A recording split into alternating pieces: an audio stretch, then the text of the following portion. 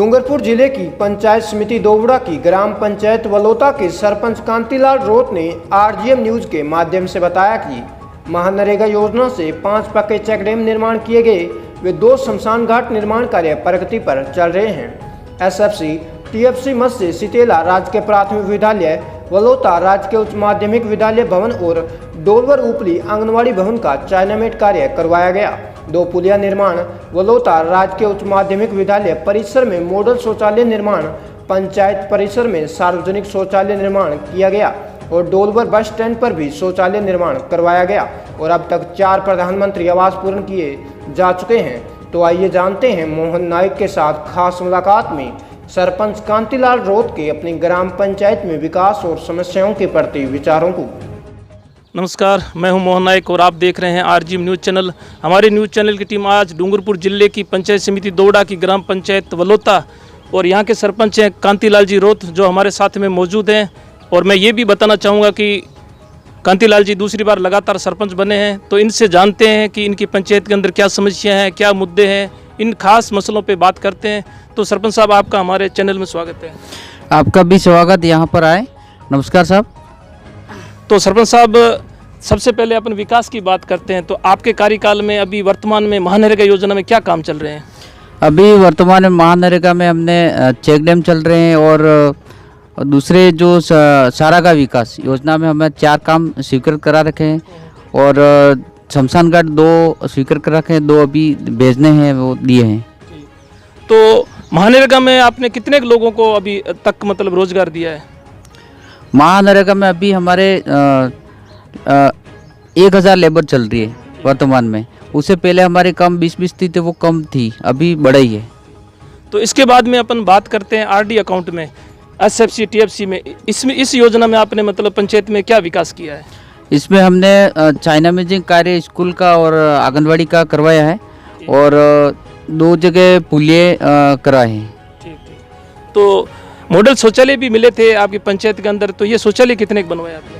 शौचालय मॉडल शौचालय एक तो जो हमारे यहाँ सीनियर स्कूल के पास में बनाया है और एक ये सामुदायिक है और मॉडल है वो हमने वहाँ पर पंचायत के परिसर क्षेत्र में बनाया है।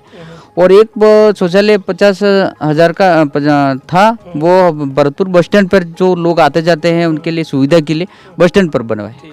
तो एक सरपंच साहब, जैसे सामाजिक योजना की बात करते हैं, जैसे पेंशन है, प्रधानमंत्री आवास है, तो प्रधानमंत्री आवासों की स्थिति क्या है आपके पंचायत क्षेत्र में? प्रधानमंत्री आवास की स्थिति हमारी अभी बेहतर है। हमने जितने भी आवास स्वीकृत कराए थे, इस साल पहले 100 कराए थे, इस वर्ष में 27 हुए थे। हमने सारे आवास पूर्ण करवा लिए, केवल 4 जो है पेंडिंग है। कुछ कारणवश जो काम नहीं हो पाया, किसी की मृत्यु हो गई है, इस तरह से थोड़ा सा दिक्कत आ रही है, तो वो भी हम अभी 1 सप्ताह के अंदर पूर्ण कर लेंगे। तो इसके बाद में बात करते हैं कि कोरोना महामारी चल रही है, तो टीकाकरण जो कहते हैं वैक्सीनेशन, ये आपकी पंचायत में कितना हो चुका है? टीकाकरण हमारा अभी तक तो 50% हो चुका है।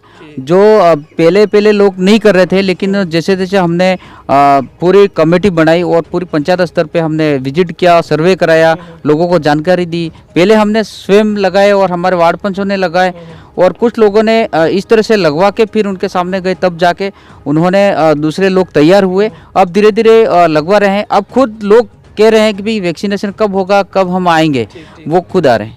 तो वैक्सीनेशन का एक टीकाकरण का मतलब लोग कम भाग ले रहे थे, मतलब डर रहे था लोगों के अंदर, तो उन लोगों को आपने किस तरह से मोटिवेट किया है?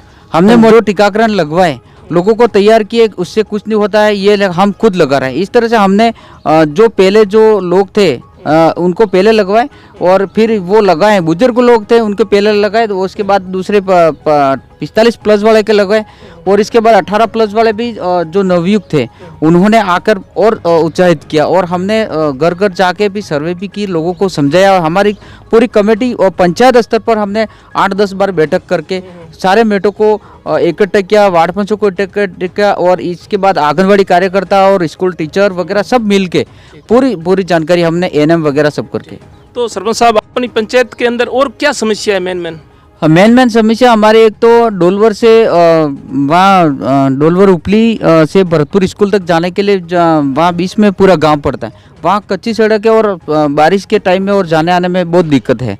एक हमारे गदेड़ा घाटी से लेकर भरतपुर कोडी कदवाड़ा होता हुआ वहाँ तक मेन रोड तक वो पूरी एक लंबी सड़क है, तो इसमें 3 किलोमीटर है, वो भी लगभग 3 किलोमीटर है, तो वो हमें ज़रूरत है। हम डूंगरपुर से यहाँ नज़दीक आते हैं, यहाँ घूम के कहारी वलोता हो गई, यहाँ बीच में एक छोटा रास्ता है जो हमारे यहाँ डूंगरपुर से 17 किलोमीटर पड़ता है, लेकिन घूम के आते हैं तो हमारा कम से कम 25-30 किलोमीटर हो जाता है। तो इसलिए आपने उच्च अधिकारियों को अवगत नहीं हाँ, अवगत कराया हमने, कई बार लिखा है और PWD IN साहब को दिया है।